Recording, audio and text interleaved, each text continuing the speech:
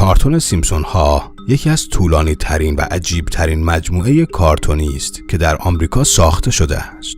در این کارتون به ظاهر سرگرم کننده ولی رازآلود، فراتر از طنز و هرج و مرج خانوادگی با ماجراهای خنده‌دارشان، یک راز تاریک وجود دارد. این راز تاریک پیشبینی آینده است. سالهاست به نظر می رسد که سیمپسون ها اتفاقات مهم آینده را می دانند و آنها را در سکانس های مختلف خود جای دادند.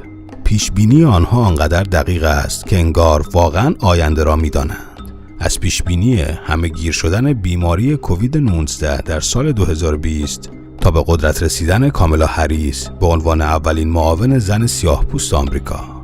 در واقع سیمپسون ها در پیشگویی آینده در سطح بی‌سابقه‌ای از دقت عمل کردند، به گونه‌ای که واقعا انسان را به فکر فرو میبرند. خیلی ها میخواهند بدانند که آنها برای سال 2024 چه میگویند. در این ویدیو 10 پیشبینی تکان دهنده‌ای که سیمپسون ها برای سال 2024 کردند را برای شما بازگو میکنم. پس حتما تا انتها همراه باشید.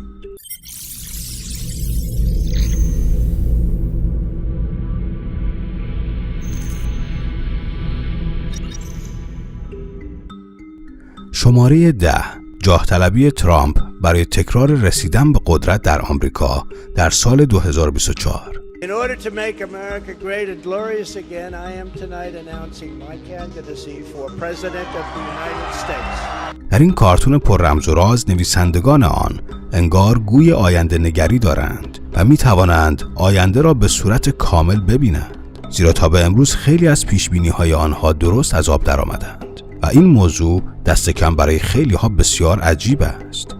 در روز 15 نوامبر 2022 دونالد ترامپ که مسلماً یکی از جنجالی ترین رئیس جمهورهایی است که آمریکا تا به حال دیده بود، اعلام کرد که در سال 2024 زمان بازپسگیری تاج و تختش فرا میرسد.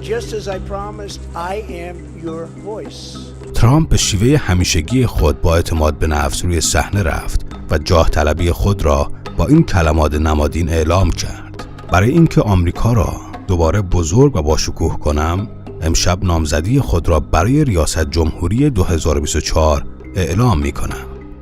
جالب اینجاست که در کارتون سیمپسون ها در سال 2015 در قسمتی آنها قبل از اینکه ترامپ قصد خود را برای نامزدی سال 2024 اعلام کند، این موضوع را پیش بینی کرده بودند و به جهان نشان دادند. در اپیزود 2015 با عنوان بارت در آینده، هومر سیمپسون را میتوان دید که به آینده میرود و از کنار تابلویی که در پس زمینه تصویر بود عبور میکند. روی آن تابلو نوشته شده بود: ترامپ 2024. آنها این موضوع را حتی قبل از اینکه ترامپ برای بار اول هم رئیس جمهور شود پیش بینی کرده بودند. این پیش بینی در فضای مجازی خیلی ها را متعجب و شگفت زده کرد. ولی با این وجود تردیدهای زیادی در رئیس جمهور شدن ترامپ در 2024 وجود دارد. باید صبر کرد و دید که آیا واقعاً سیمپسون ها در این مورد درست پیش بینی کرده بودند یا خیر. پیش بینی شماره 9: به دست گرفتن کنترل بازار کار توسط هوش مصنوعی. در قسمت 17 فصل 23 نویسنده ظهور بسیاری از ابزارهای فناوری نوآورانه امروزی را پیش بینی کرده بود. در این قسمت صحنه‌ای وجود دارد که هومر به دلیل اینکه کارفرمایش همه کارمندان انسانی را با ربات‌ها جایگزین کرد، شغل خود را از دست داد. با توجه به پیشرفت‌های نجومی که در رباتیک و توسعه هوش مصنوعی انجام شده است، می‌تواند این امکان وجود داشته باشد که در آینده نزدیک، شاید حتی در سال 2024، انسان‌ها شغل خود را به خاطر ربات‌هایی با هوش مصنوعی از دست بدهند. Ladies and gentlemen, meet the future masters of the human race. البته این جایگزینی همکنون در سراسر جهان در حال اجراست. به عنوان مثال، در حال حاضر در ژاپن، امارات و کشورهای پیشرفته ربات‌هایی وجود دارند که به عنوان پیشخدمت کار می‌کنند. به نظر شما آیا این موضوع شروع پایان کار انسان است؟ شماره 8: تصاحب مریخ. این پیشگویی بسیار جالب است. در قسمت 6 فصل 27 این کارتون، لیزا متوجه می شود که دولت آمریکا به دنبال داوطلبانی است که مایل به ثبت نام برای مهاجرت به مریخ هستند.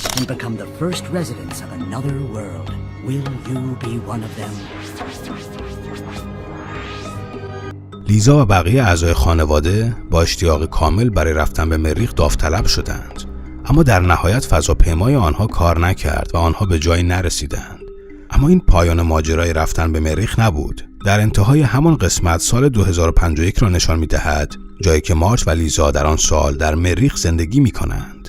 همونطور که خیلی ها می‌دانند، ایلان ماسک سال‌هاست که به دنبال پروژه فرستادن انسان به مریخ است. او حتی شرکت خصوصی اکتشاف فضایی خود را برای همین هدف تأسیس کرده است.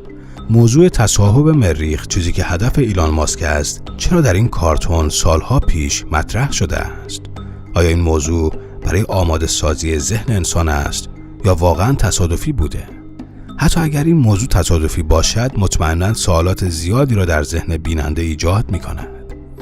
شماره 7. انتخاب یک رئیس جمهور زن در آمریکا در سال 2024. در قسمت بازگشت به آینده، لیزا اولین رئیس جمهور زن ایالات متحده آمریکا می شود. Yes, I am proud to be America's first straight female president. ولی آیا ایالات متحده آمریکا آماده است تا یک زن را بر بالاترین کرسی کشور بنشاند؟ آیا ایالات متحده آمریکا آماده است تا قدرت را به دست یک زن بسپارد؟ البته هیچ سوالی در مورد کارآمدی یک رئیس جمهور زن وجود ندارد، زیرا زنان بارها خود را در عرصه سیاست به عرصه‌های دیگر استثنایی و کارآمدتر از مردان نشان دادند. ولی چشمانداز سیاسی آمریکا با مردان زیادی پر شده است و تعداد بسیار کمی از زنان توانستند از راهروهای قدرت منتهی به کاخ سفید عبور کنند. به همین دلیل این پیشبینی اگر به واقعیت بپیوندد بسیار عجیب خواهد بود.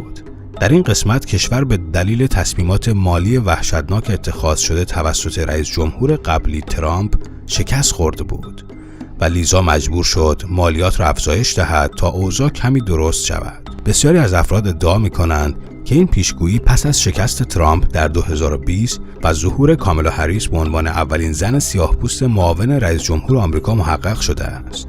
شماره 6. ظهور سیاه‌چاله‌ای خطرناک.